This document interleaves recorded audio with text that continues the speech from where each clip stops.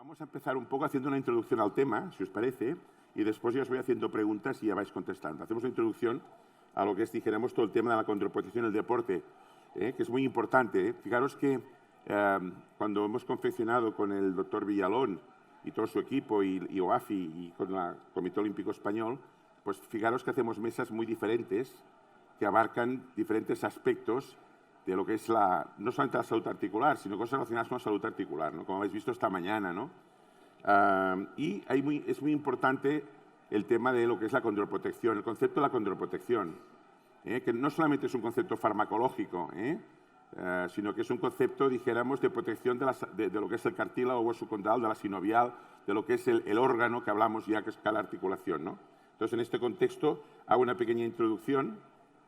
Sería un poco, bueno, no hace falta que lo diga, ¿no?, que la práctica de ciertos deportes se ha relacionado con la aparición de artrosis a edades tempranas, ¿no?, especialmente de cadera y rodilla. Esto está súper publicado. Esta aparición dependerá del tipo de deporte y la duración en la práctica, ¿eh? Esto también es obvio, ¿no? Quiero decir que una sobreutilización de la articulación pues, puede llevar a problemas articulares. Yo siempre digo que la articulación no es finita, o sea, va a durar toda la vida. Y de hecho, en medicina del deporte, y aquí tenemos grandes especialistas, hay un poco el concepto del deportista, sobre todo de alta competición, cuanta más pronto empieza, más pronto acaba.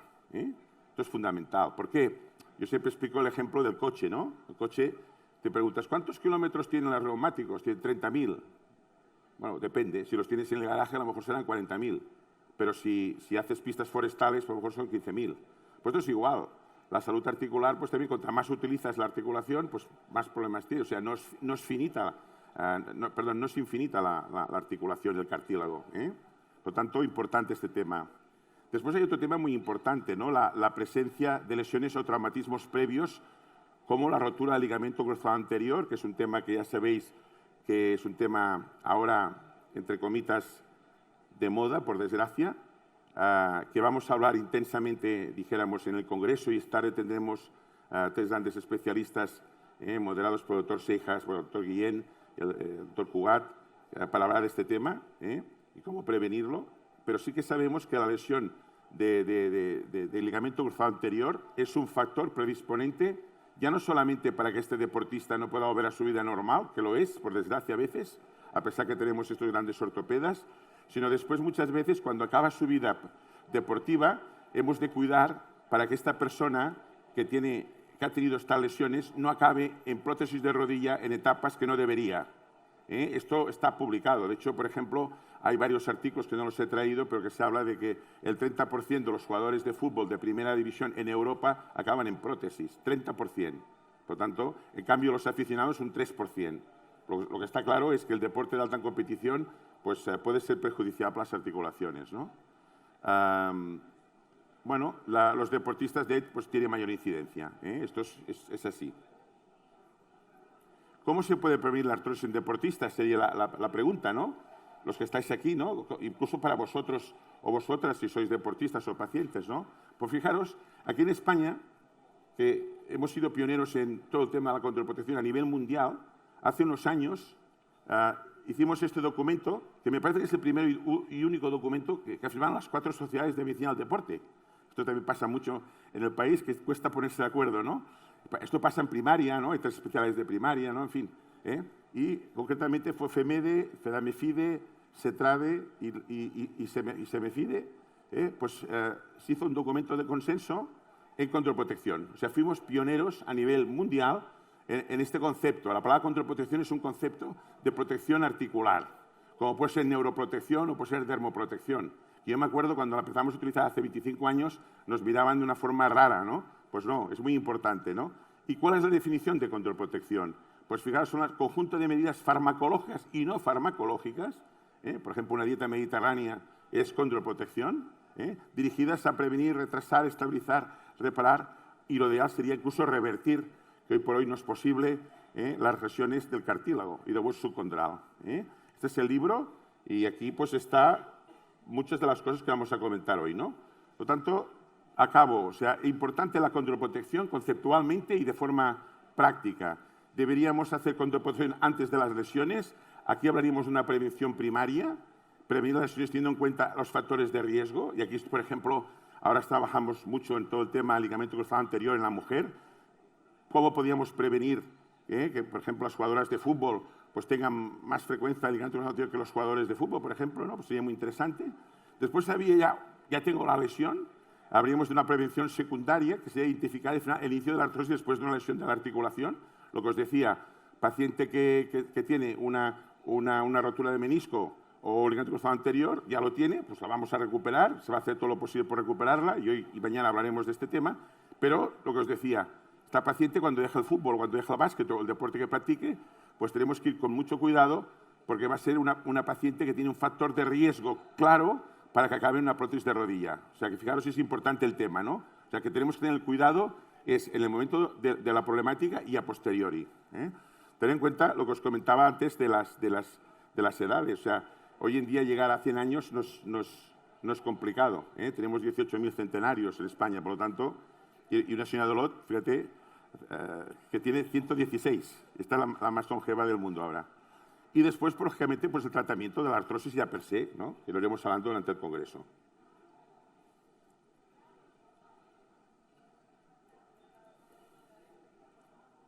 Ay, perdón. Ay, no, lo he hecho mal. ¿En qué consiste la condroprotección? No sale aquí, me parece que hay algún problema. No sé si Cristina... Ah, perfecto. Es que sale aquí y aquí no sale. Perdona, ¿eh? Si yo lo estoy viendo y alguna cosa he tocado.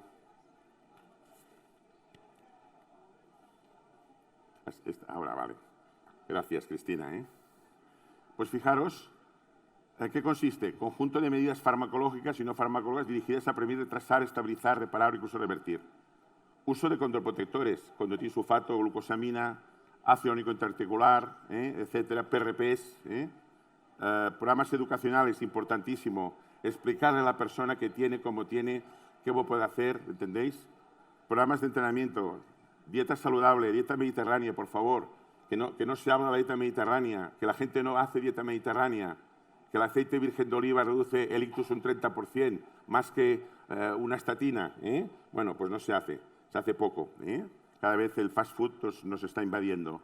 Soporte psicológico importante, uso adecuado del calzado, en fin, rehabilitación, todo el tema de los fisios, masajes, etcétera, etcétera, higiene articular, etcétera. Esto es muy importante, ¿no?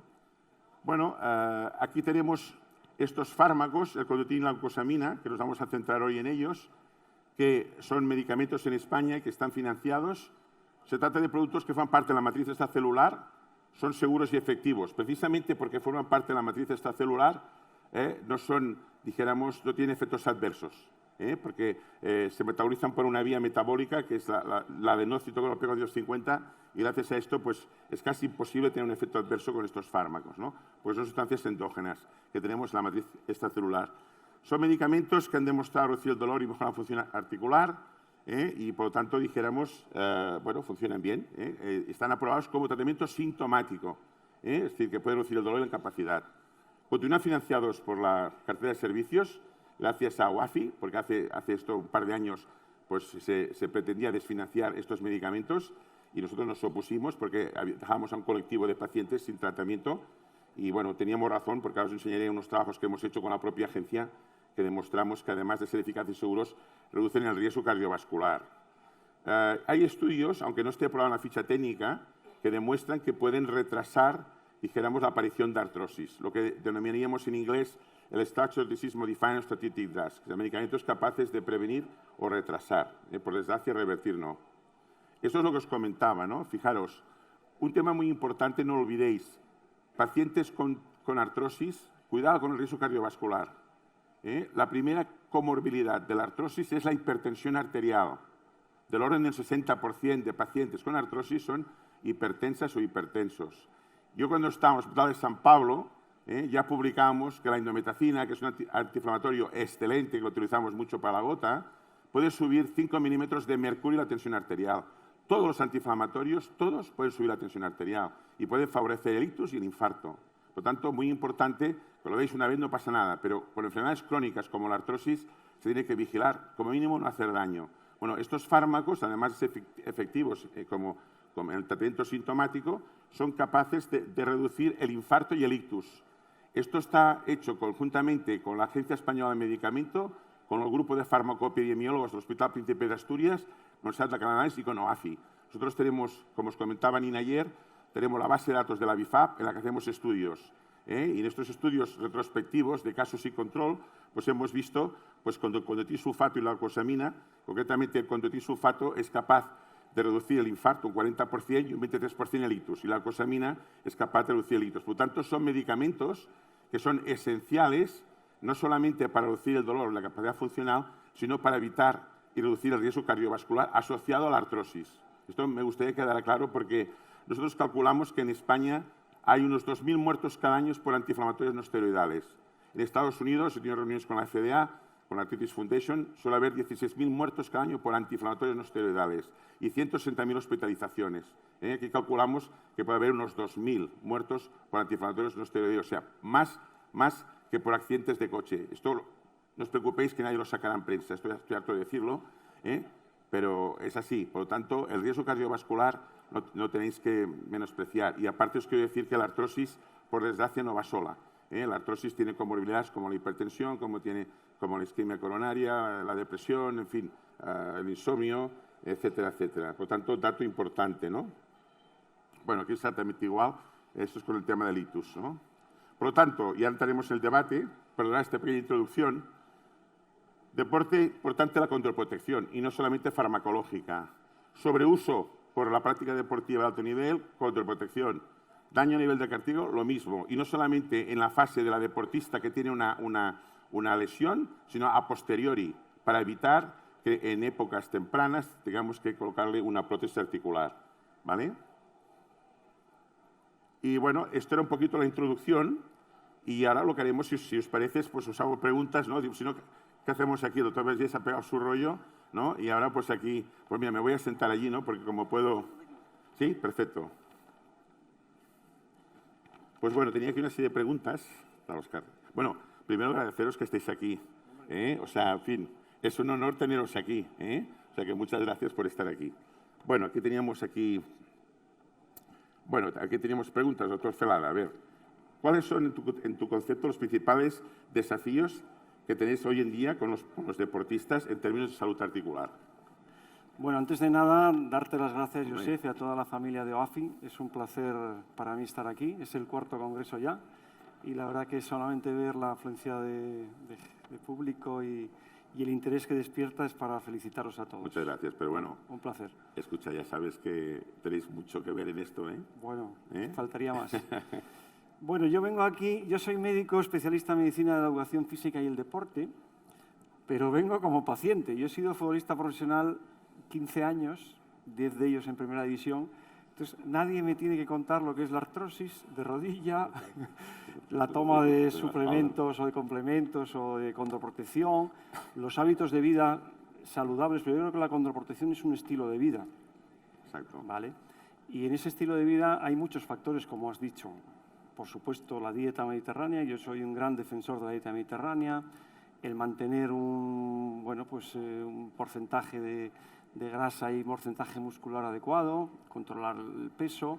Y luego hay una cosa muy importante que como futbolista, exfutbolista, aunque no me gusta decir esa palabra, pero sí somos futbolistas veteranos, a veces los que hemos hecho deporte profesional queremos hacerlo durante muchísimos años de nuestra vida. Y hay veces que de alguna forma hay que pactar con tu cuerpo. Leía unas declaraciones de Rafa Nadal hoy precisamente que decía: no me puedo engañar a mí mismo, no estoy para jugar y voy a dejarlo. Pues a veces los futbolistas veteranos, deportistas en general veteranos, también tienen que hacer esa reflexión y decir, bueno, igual hay ciertos deportes que tengo que dejar aparte y hacer otro ejercicio físico, porque está claro que el deporte siempre tiene un componente competitivo. El ejercicio físico se relaciona más con la salud y el deporte con la competición. En esa competición es donde vienen el daño articular y sobre todo si has tenido una lesión articular, una lesión de cartílago, una lesión meniscal, una laxitud articular que haga que la articulación esté con cierta inestabilidad, pues eso va a favorecer que se precipite el daño. Pero bueno, vamos Sí, ¿no? a hablar largo y tendido de este tema y, Muy bien. y un placer, como Pues te digo. muchas gracias, Óscar, por estar aquí. Es un honor tenerte. Doctor Claudio Vázquez, gracias también por venir. Un placer, luego por la invitación. No, hombre, pues mira, yo aquí tengo apuntado cuáles son los factores que pueden comprometer el equilibrio del tejido cartilaginoso y desembocar en una lesión condral. ¿Qué estrategias, desde tu punto de vista, podemos implementar para identificar y abordar tempranamente estos riesgos de deportistas? Sí, bueno, factores hay muchos. Empezando pues por los más comunes, que son las alteraciones del eje, las alteraciones biomecánicas de la extremidad inferior. Para que todo lo que no sepáis, las piernas, las extremidades inferiores tienen una angulación aproximadamente de 5 o 7 grados y cualquier desequilibrio o aumento en ese grado puede producir ese desequilibrio en el compartimento interno o externo de la rodilla. Por supuesto que esto es importante identificarlo a tiempo. Después también hay factores como pueden ser factores articulares, fracturas, lesiones, por ejemplo, meniscectomías. La gente que está operada de menisco, en la mayoría de los casos, ahora intentamos hacer suturas meniscales para intentar reparar el menisco y evitar la aparición de la artrosis, pero es cierto que una meniscectomía puede aumentar entre un 200 o un 400% el riesgo de artrosis y un factor siempre a tener en cuenta. Hay, por supuesto, también factores biomecánicos como puede ser la laxitud articular, afectación de la rótula de manera asociada, factores deportivos, que también es muy importante, la gestión de las cargas. Hoy en día el deportista pues quiere competir, quiere llegar a un partido, a un campeonato, y esa gestión de carga es muy importante porque siempre la articulación sufre, no solo si aumentamos mucho la carga, sino también si no tenemos un descanso adecuado entre ejercicios. Claro. También es muy importante otros factores como pueden ser zapatillas, el impacto, plantillas, que ahora hablaremos de ellos si hay más tiempo. Y después factores menos frecuentes como son alteraciones metabólicas como la condrocalcinosis, condromatosis sinovial, pero en líneas generales esos serían los factores. Y las estrategias en general para poder prevenirlas. Fundamental la transmisión de la información y la educación. Nosotros cuando vemos en consulta a alguien que pueda tener un problema biomecánico siempre intentamos hacer hincapié en los problemas que tiene en ese momento y los que puede tener a corto, medio y largo plazo. Por lo tanto, intentamos corregirla ya sea con plantillas, con calzado, modificación de la actividad deportiva en función de lo que haga, siempre hablando de un deportista amateur. Pero la realidad es que siempre hay que intentar educar a nuestros pacientes, no solo en la consulta, sino también desde el principio. Es decir, es muy importante también, ahora están saliendo los reconocimientos médicos que se están haciendo. Es verdad que van evolucionando de lo que se hacía hace 20 años, lo que se hace ahora. Ahora se hacen reconocimientos donde esto se empieza a detectar y no solo se detecta, sino también se da un consejo de hábito de vida saludable diciendo, bueno, el chaval tiene este problema, esta pisada, este genuvalgo, vamos a intentar ponerle remedio para que a la larga, no solo a nivel de cartílago, la posibilidad de lesiones, ligamento cruzado anterior, sobre todo en edades tempranas, pues está siempre ahí y eso siempre hay que tenerlo en cuenta. Muy bien, muchas gracias, doctor. Gracias, Claudio. Doctora Müller, también otro privilegio tenerte aquí. Bueno, tú como eres una súper experta también en ecografía, me gustaría que comentaras, dijéramos, qué tan buena es la ecografía y cómo haces el diagnóstico, ¿no? Cómo la utilizáis y los reumatólogos, ¿no? Y qué os permite ver la ecografía en este tipo de problemática y cómo podemos identificar una lesión condral y todo este tipo de patología que se da. ¿Cómo lo ves tú? Muchas gracias, Josep. Esto, sin lugar a dudas, es la pregunta de un queridísimo amigo. Porque si no sería ¿qué hace un reumatólogo como yo en un sitio como este? ¿No? Pero en reumatología también hacemos ecografía musculoesquelética, efectivamente, y esto nos permite detectar, yo diría, en unas fases bastante precoces, artrosis. Si bien bastante precoces, cuando algo aparece en una imagen, quiere decir que ya llegamos tarde, porque la detección tendría que ser antes de que tengamos la imagen. Pero es verdad que podemos detectar en imagen tanto la presencia de osteofitos, que son estas excrescencias óseas, estos salientes que hace el hueso cuando se gasta, como de derrame, que es un factor muy importante porque va asociado al dolor y va asociado a una peor evolución de la artrosis, cómo podemos ver el cartílago. Y si me dices, ¿lo podéis medir?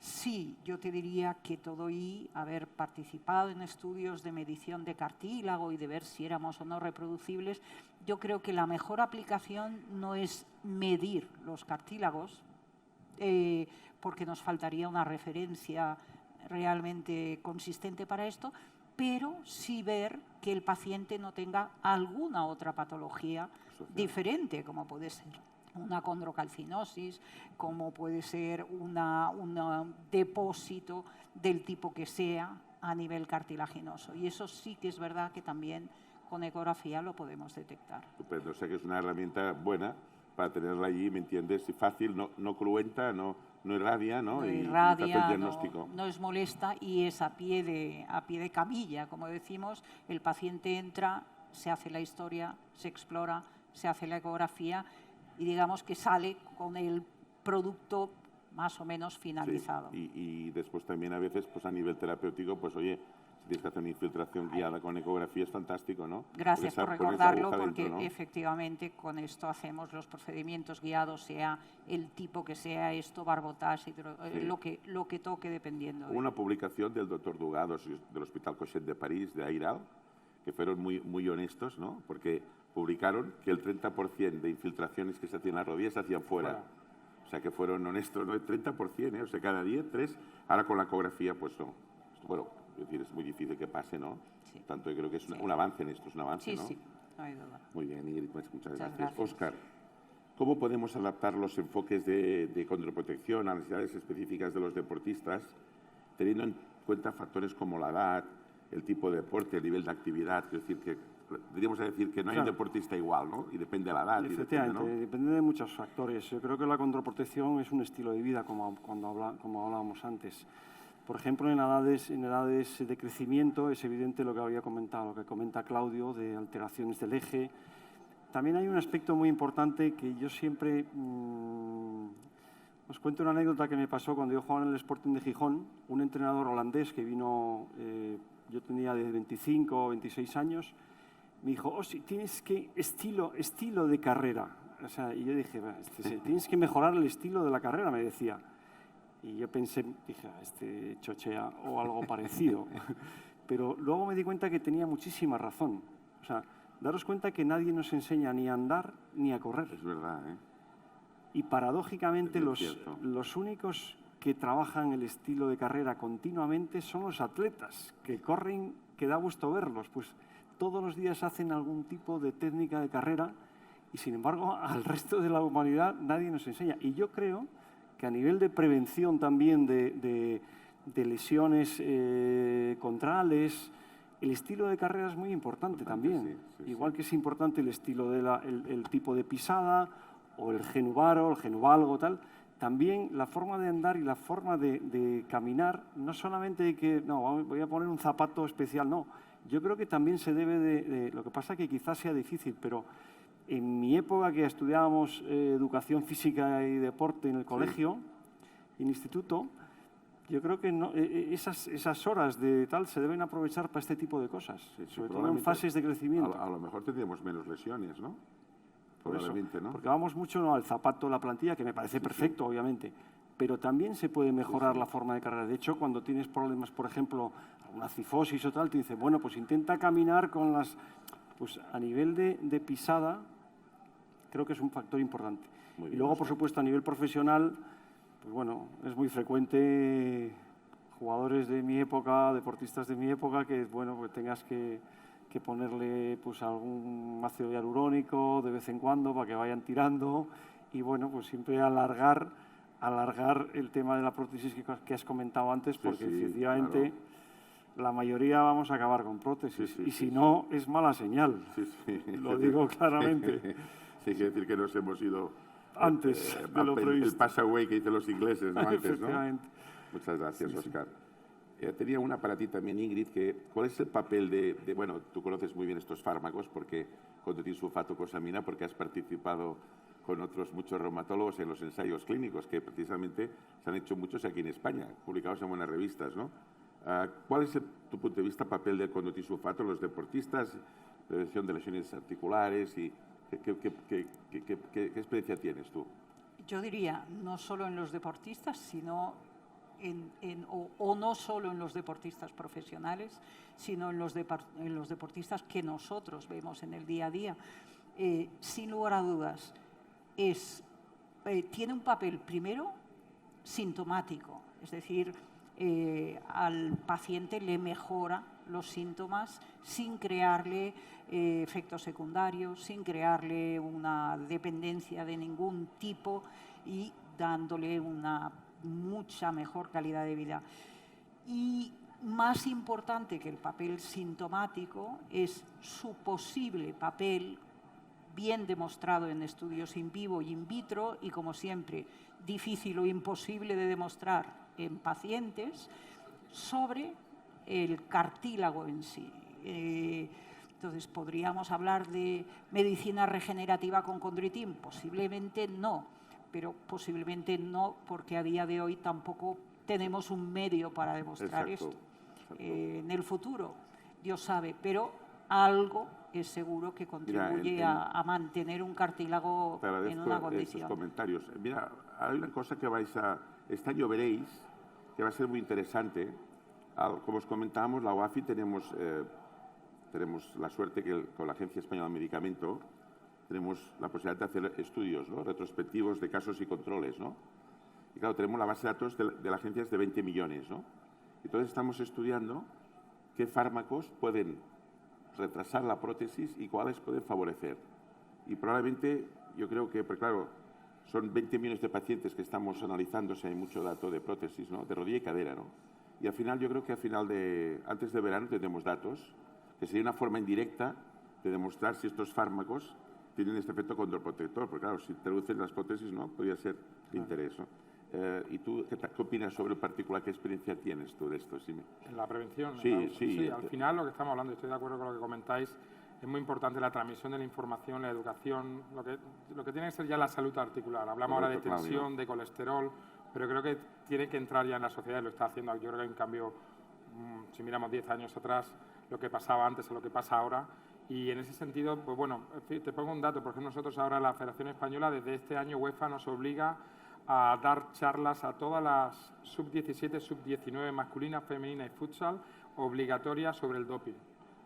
Es otro tipo de educación, pero ya es obligatorio a nivel europeo que cualquier categoría se tiene que hacer presencial. Estamos en coordinación con la CELAT para poder hacerla antes de que empiece una competición oficial. Muy bien. Entonces, esto es nuevo, ahora 2023-2024, y bueno, a partir de ahí eso se puede extender a otras situaciones, a otros ámbitos, pero es muy importante sobre todo esa educación de salud articular, que el deportista tome conciencia de lo importante que es fundamentalmente la prevención, porque una vez que hay una lesión hay que gestionarla de otra manera, por supuesto, pero sí que es muy importante la prevención para que la lesión no llegue a Muy bien, Claudio, perfecto. Y tú, Óscar, que también tienes experiencia a nivel terapéutico, ¿qué tal? ¿Cómo te va bien estos medicamentos? ¿Los utilizas y cuándo los utilizas? Aparte de utilizarlos personalmente... Sí, yo también. Tenemos conflicto de interés, porque los tomamos los dos. Yo también me lo tomo. O sea que... Sí que es cierto que sobre todo en futbolistas, que es de donde yo me muevo, en futbolistas sobre todo que han tenido alguna lesión articular, alguna lesión meniscal, alguna lesión condral, alguna, pues lo que decía antes, alguna inestabilidad articular, entonces intentas mentalizarlos de, bueno, que no van a hacerles un efecto a corto plazo, pero quizá para retrasar un poco el desgaste, pues pueda ser indicado y pueda ser beneficioso. Se me olvidaba antes un tema que es importante. Yo creo que es muy importante el tono muscular para proteger la articulación. Claro. Importantísimo. Puedes alcanzarlo, puedes hacerlo a través de yoga, a través de pilates, a través de trabajar reeducación postural, pero yo creo que el tono muscular es clave. Es clave cuando, obviamente, cuando no hay una artrosis excesivamente, pero bueno, incluso así yo creo que te protege, es un analgésico fantástico. Sí, o sea, es una medida condroprotectora, que lo comentábamos, ¿no? Sí. Y un poco a todos os quería preguntar un poquito, bueno, ¿y cómo consideráis, por ejemplo, el concepto condroprotección, os diría yo, es vigente? 2, el documento que hicimos todas las sociedades en su momento, dijéramos, ¿lo consideráis que hicimos bien en hacerlo? ¿Cómo lo veis esto? Un poco, no sé. Si quieres, comentas tú. Venga, Ingrid. Yo creo que es absolutamente vigente. Además, es un concepto dinámico porque vamos añadiendo cada vez más factores. Hay todos los factores ergonómicos, todos los factores de preparación física, todos los factores y vamos sumando. O sea, que es un concepto que va creciendo, no va decreciendo. Fabio, ¿estás de acuerdo? Totalmente. Ser algo dinámico al final cada vez vamos sumando, vamos aportando nuevas ideas, va cambiando todo, porque lo hemos dicho, no es lo mismo hace 10 años que ahora, y seguro que en 5 o 10 años será diferente a lo que es hoy. Muy bien. Óscar, pues, ¿qué quieres comentar de esto? Sí, bueno, yo creo que felicitarte por firmar un acuerdo con cuatro asociaciones eso fue un éxito diferentes. Ya. Eres un artista. No, pero me ayudaste mucho, Torvillalón, en fin, todos. No tengo también estaba el duda. doctor Cugat, también el doctor Sega, estaban todos aquí. O sea que al final ya les íbamos persiguiendo. Venga. Hicimos un buen documento que fuimos pioneros, porque esto, el otro día hablando con la presidenta hace un tiempo de la academia, de la Arthritis Foundation, me decía, oye, Josep, ¿cómo hiciste esto? Porque es que esto tiene razón. Fijaros ahora lo del tema del ligamento cruzado anterior, que la contraprotección sí es importante en estas jugadoras, ¿no? Para volver al fútbol y después para su vida, ¿no? Tan importante, ¿no? Bueno, pues si tenéis algún comentario, queréis hacer alguna perspectiva de futuro, porque estaríamos mucho más tiempo, ¿no? Pero ya me están saliendo allí ya me están diciendo que... No, yo creo que este tipo de recomendaciones son fundamentales para la sociedad. Y nosotros, Muy bien, y Claudio lo sabe, desde la Comisión Médica de la Federación y tal, se intenta que todo este tipo de recomendaciones que son generales y además para distintas edades y tal, bueno, pues al final algo queda. Y si puedes hacer una labor educativa y preventiva, yo creo que es nuestro trabajo fundamental. Muy bien, doctor Celada, muchas gracias. Un comentario... Básicamente igual, que creo que hay que centrar un poco en esa transmisión de información y hacer mucho hincapié sobre todo en las generaciones que vienen. Nosotros yo creo que va cambiando todo este concepto, pero las generaciones que vienen hay que hacer mucho hincapié en la importancia de esa salud articular, en la importancia de la prevención, que va cambiando, pero hay que seguir incidiendo para evitar estas posibles lesiones que puedan aparecer. Doctor Vázquez, muchas gracias. Doctora Müller, you are the last. Yo sí querría hacer un comentario y es realmente agradecer que existan formaciones o fundaciones, mejor dicho, como AFI, que se ocupe de los pacientes que tienen artrosis. Yo creo que este es un gran paso para que cada vez podamos hacer mejor y más condroprotección. Muchas gracias. Pues yo agradeceros a los tres que estéis aquí.